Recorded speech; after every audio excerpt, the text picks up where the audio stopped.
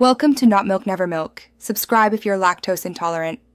You start by preparing and connecting the controller so you can diagnose quickly. Plug the wired controller into a rear USB port and power on the PC. For wireless use, the Xbox 360 wireless receiver.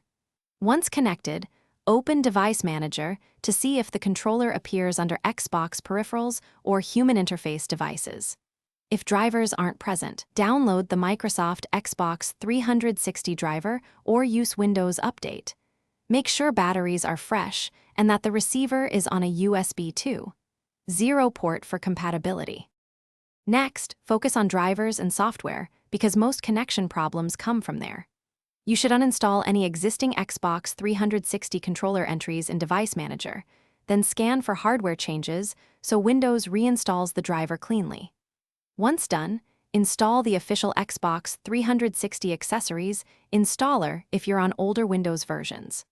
Also, check for third-party gamepad utilities and disable them temporarily. They can claim the device and prevent normal operation. After changes, restart the computer. Finally, calibrate and test to finish setup and catch lingering issues. Open devices and printers, select the controller, click Game Controller Settings, then Properties to test buttons and calibrate axes so inputs read correctly. If problems persist, swap the USB cable, try a powered USB hub, or use a different USB port.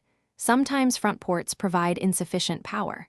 Make sure the wireless receiver is the Xbox 360 model. If nothing works, test the controller on another PC to confirm whether you need a replacement.